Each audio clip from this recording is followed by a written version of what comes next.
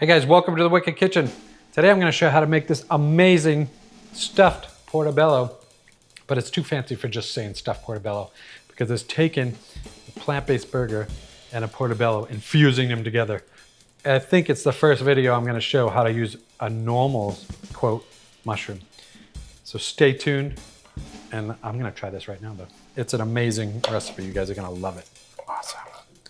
Super meaty. Hot dang. Stay tuned. Hey guys, for this recipe, it's gonna be super simple. More of like a pantry cupboard, inexpensive relatively, other than the Beyond. So I'm gonna be using some Beyond burgers. And this is a really good recipe, super meaty. We're gonna alter these with a little bit of flavoring. So they're more like the Wicked ones we have in the UK, so with a little bit of spice and some seasoning. So if you're in the UK, you can use the Wicked ones, you can use the Plant Chef burgers, you can use Beyond burgers, you can even make your own if you want to do the ones out of beans. So for all the healthier versions of it, I'm going for super simple and easy, and we are on lockdown edition here still. So this is what I could find, and this is what I have in the cupboards I want to use up. So first thing I'm going to do is take the Beyond burgers, and I'm gonna actually put them in a bowl here because I want to season these babies. Okay, so I have those in the bowl. Put this to the side. You might notice we are missing a camera, so we broke one. We had two, so if you really like those close-up shots, they're probably going to be in the other videos, but this, we'll do our best with what we got here. So I have a pestle and mortar. I'm going to add a little bit of red pepper flakes, some fennel seed. It's about a teaspoon of each. Right. I might have mentioned in one of the other videos that I'm not as much as everybody wants these written recipes, I don't like to write recipes. So this is why we're doing the videos. So this is oregano, 1 teaspoon. Anyways, that's why we're doing these videos. I also have like 1 star anise for that little bit of a, what the heck is that flavor I'm even thinking about? Anyways, it's in here. I'm gonna just really crush these up. So the seasonings are more to remind me of a kind of a pepperoni style, hot Italian sausage style. And you just want to make sure that they're all ground up really nicely. This is a really helpful unit, the whole pestle and mortar. And it also gives you the feeling of like really homemade making everything. So it's how we came up with all the Wicked line of spices. It's just the different combinations. So it's nice and ground up.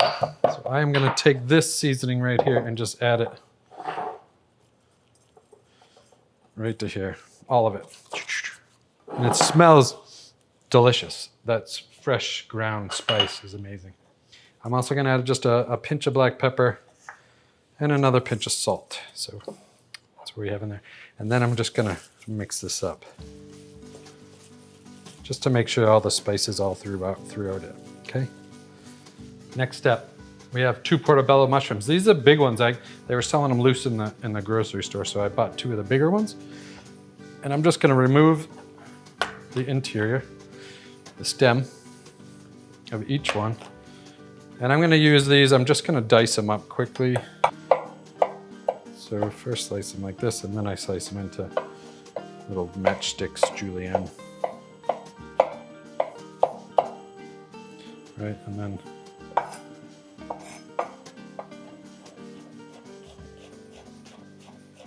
so just to use up the mushroom rather than throwing it out. I know some people don't like the stems, but they're totally edible.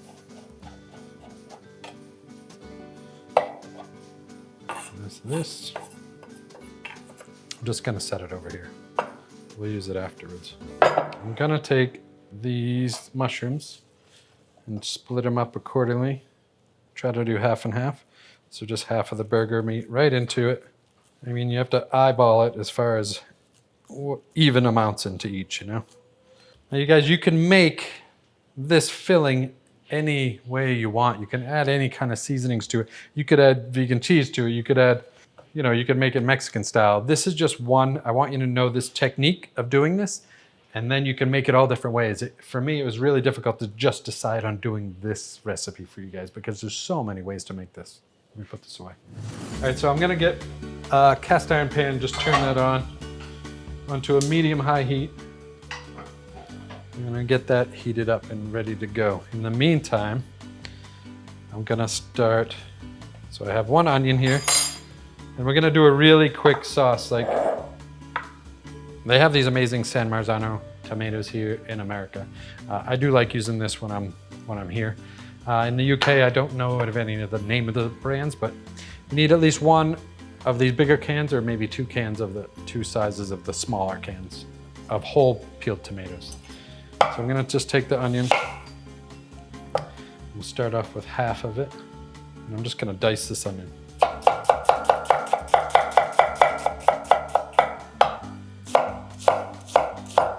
So once that onion is diced, I'm just gonna heat this pot up on a medium-high heat as well. So you guys, I have some olive oil here. In the pot that I'm gonna add the onions, I'm just adding it's about 1/4 cup, so about 4 tablespoons of oil. I'm just gonna add the onions. The pan isn't super hot because I don't wanna be burning the onions. I'm just gonna stew them in there, so. And then with the onions, I'm gonna add about 6 cloves of garlic. And I'm just gonna do a quick slice on these. So nothing fancy, just a quick slice, leaving them pretty big. I'm gonna add that right to the onions. So here's where I'm gonna add the mushrooms also, just the diced up stems that we use. So we'll get all those in there. So the whole time we've been doing this pan has been going, so I'm gonna add a little bit of oil to here, just a little bit, so make sure nothing sticks. Just a little bit there. That's hot. Okay, I know that's hot, it's smoking. So I'm gonna add, oh, these mushrooms are gonna be huge. I'm gonna have to do one at a time. So I'm just gonna sear that off. I can't even add that one yet. We are gonna end up putting them in this casserole dish. This, with the onions, the sauce, I'm gonna add a glass of red wine. So we have onions, garlic, mushrooms, a glass of red wine, and that's on about medium-high heat, okay? I'm also gonna add a tablespoon of capers. Just for that little salty bit. I'm gonna give that a quick stir.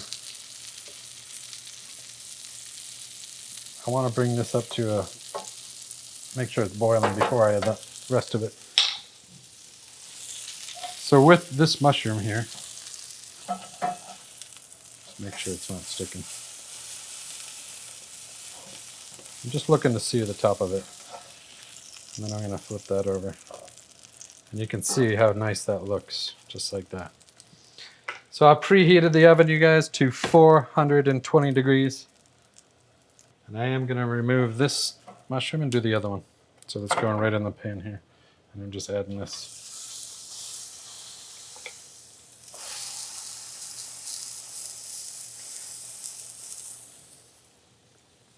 So once this sauce comes up to starting to boil, I'm going to add, so you see that I've just have the can. I'm just going to add the tomato juice. And then with each of the tomatoes that are whole in there, I'm just going to squish them in my hand. And break them apart. Okay, I'll bring that up to a boil too. This mushroom's good. Just a quick sear. Remove it from here. Okay, I have that. Now, while this pan's still hot, I might as well add the rest of this onion we have. Put it to the outers, because I know that's where the most heat is. While we wait for this to cook, let's talk about how you guys are doing with your hair, because my hair is all over the place. I haven't had it this long since high school, and that is a long time ago. And I can tell you the guy running that camera has the same problem, or maybe we're just gonna bring in the new fashion. The new 70s hair. It's coming back. It's about time. Just adding a little bit of black pepper and a little bit of salt to the onions here. Starting to look really nice. I do have a bay leaf. I'm gonna add a bay leaf. I'm gonna add a bay leaf to the sauce. I haven't added any salt, so I'm gonna add 2 pinches of salt. Black pepper.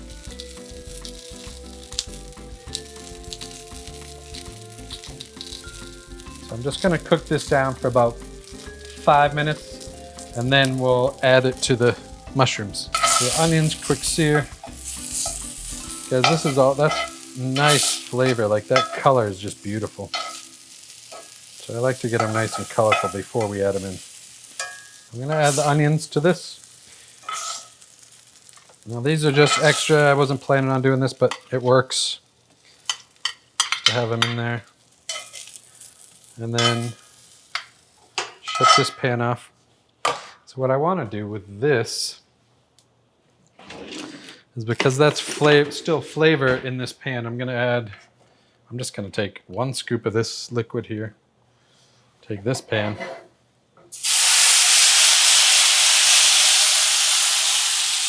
And add that. Okay. And because I don't like cooking tomato products or anything acidic in the cast iron, I'm just going to rinse this out and then brush it with oil quick. So right before I add the rest of that sauce, you guys, just quickly, again, I know a lot of you guys, I've seen you getting the cast irons and asking questions how to take care of it, but all I do is rinse it out and then drop a little bit of oil and rub it around. And that's it. And it's ready. I keep cast irons right on the stove, so easy to heat up and cook at any point. So this has come to a quick boil. So all I'm going to do with this is shut the heat off, and then I'm going to add it right to the, just like it is.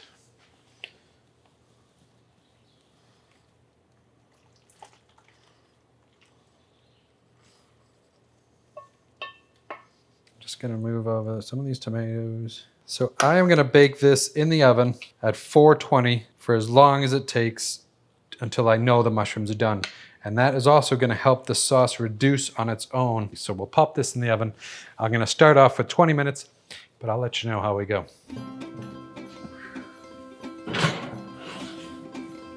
All right, guys, for this next recipe,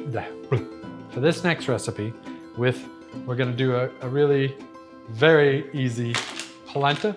So I got some of this. It's a medium grind cornmeal. You can use fine grind. You can use coarse ground. It all works. It just depends on what I could find in the store still. And this, I would say, is an essential ingredient to keep, because it keeps in the cupboard and the pantry forever. So not forever, but you know, it lasts a long time. So it's really good to have it. It makes for a really quick and simple, easy meal. So just this technique of how to make this, you can add anything you want to it. Just stick with it's like 1 part polenta, 3 to 4 parts, depending on how thick you want liquid. And water is what we're gonna use in this case. So what I'm gonna do is turn on the oven to a medium-high heat. I'm gonna add, I can't read this, it's almost 2 cups, so I don't even know what that is. So I'm gonna add 350 milliliters, which is about 1.5 cups. Normally, I won't measure this at all. I'm just doing this to try to give you guys an idea of the technique. I'm gonna need a whisk. You'll need a whisk. So I have that water going, and that's gonna come to a boil. While it's coming to a boil, I'm just gonna dice up. This one is not good. I didn't get all the skin off it. Whoa, hey, it came all the way back from the sink. Sorry. Stay in there. Okay, so I have 4 cloves of garlic. Just gonna do a quick dice. I'm gonna add that right to the water. Now, if you want to get more flavor out of it, you can sear it off, but this is also a recipe. You don't have to use oil. I am gonna use a little bit of butter. It's all up to you. Learn the technique and then tailor it to the way you want it. So I have the water going. I have 2 tablespoons of plant-based butter. It's soy-free, and we'll let that melt down as the water begins to boil. That's gonna add a lot of creaminess to it. I am gonna have on hand, in case I need to thin it out, I have some, whatever plant-based milk you wanna use. I'm gonna be using the Oatly. I I just got some today. They got some in the store again, which is exciting. This is my favorite kind I drink with coffee. And I use it in all kinds of cooking. It's really great. Very neutral flavor. It's not sweet, which I don't like the sweet stuff. So I have some plant-based cheese here. I'm using Follow Your Heart. I have 4 slices left. I'm just using what I got. Remember, this is a lockdown edition here. And I am in America, so I'm gonna use, you don't have to use the cheese. You can use nutritional yeast if you want, but I am out at the moment. So I'm gonna use 4 slices, and I'm just gonna dice it up a little bit here. So as that starts to boil, I just want it to really get in boiling. I'm gonna add a pinch of salt, a pinch of the black pepper, about half a teaspoon of smoked paprika, and then I also have half a teaspoon of oregano. And so that's starting to boil. So now I'm gonna add, just whisk that in, and I'm just gonna straight up add the polenta. So it's like, what did I say, 1 to 4? 4 to 1. So I'm just gonna add a little bit at a time. Make sure that that gets incorporated. And it'll start to thicken up straight away.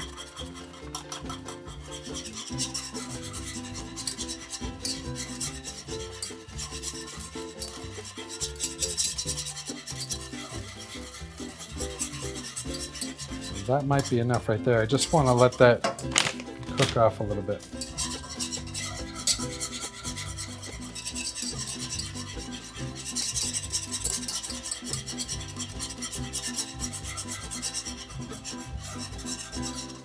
You can see it's really gotten thicker. It really acts quickly. And I do want to add a little bit more because I want to add some of that plant-based milk. So I'm just going to add about a tablespoon more.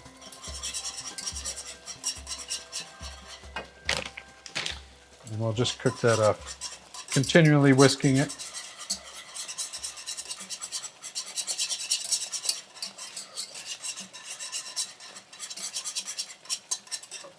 I'm going to lower the heat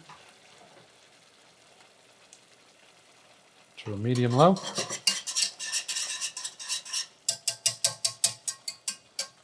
And then I'm going to add that plant-based cheese. Just sprinkle that right in there. I'm looking for a really gooey consistency here. And that cheese will melt, incorporate nicely. I'm just going to add a touch of the milk, a little bit at a time.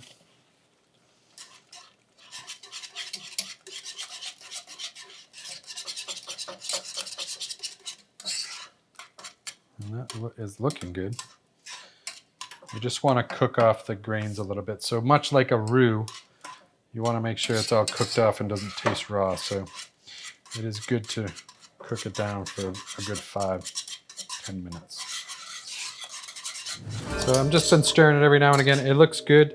I'm just going to turn the heat off and cover it.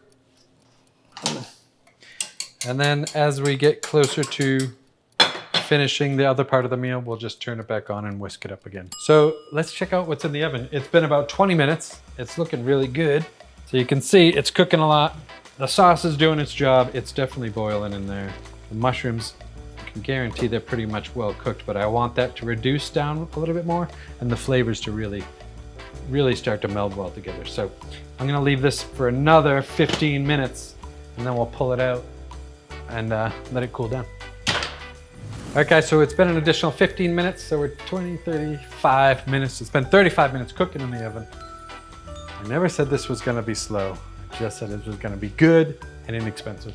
Let's just pull this out of the oven carefully. Super hot still. I mean, it looks delicious. It smells amazing. Definitely rustic. I'm gonna have to let this cool down before we slice it and finish off the dish. So I'm gonna give it 10 minutes to cool down and then we'll be back to slice it. All right, so we've let this cool down about 10 minutes and it's cool enough for me to grab. That's how I can tell how it's cool enough. So I can grab this. I'm just gonna move it over to the side of the board here. I have a plate that I'll plate it up on. What I wanna do, I'm gonna use a cast iron pan. Just bring that up to a medium-high heat. I'm gonna sear off this baby spinach that we'll serve with it. Always good. And while we're waiting for that, I'll finish that. The polenta looks great. So this looks fantastic. Just put that right there. So if you want to come in here and check this out while we slice it up, it looks really good like this. If you want to serve it whole, cut it in half. I'm going to serve it sliced so we can see the middle of it. So let's cut it. Just good sized slices. Stay together perfectly. It smells delicious. Look at that. Look at that half cut in there.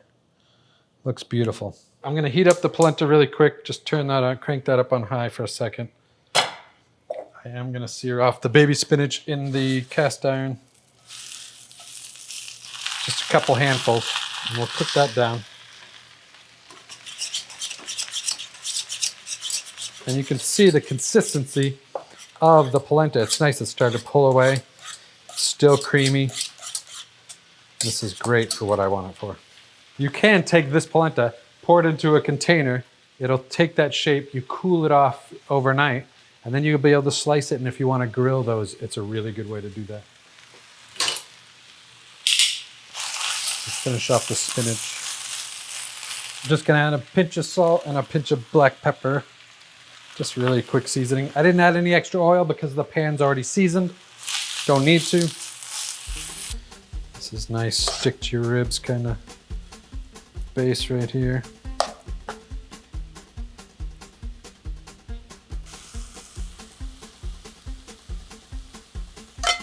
I love this fresh spinach. I mean, I try to eat it as much as possible.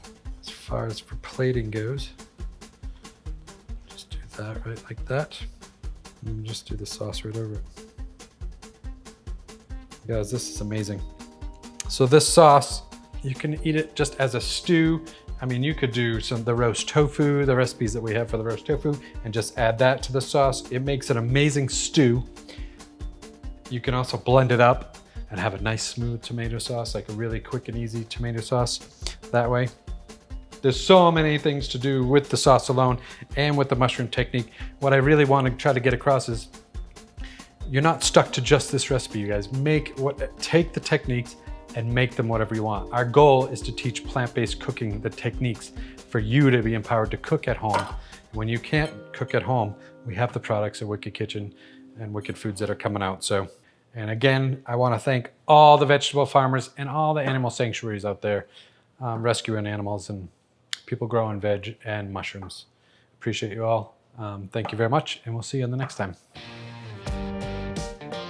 I want to show you another good idea as far as like what else to do these with. So I had this thought, to be honest with you, was to do another video, and I wanted to call it the cowboy burger. So I have some extra burger buns. I'm just gonna put this one here like this for me for later. And you can see how freaking awesome this is, knowing that the cheese and the onion are inside it. The burger is capsulated in the mushroom. And this right here is gonna be a really good midnight snack.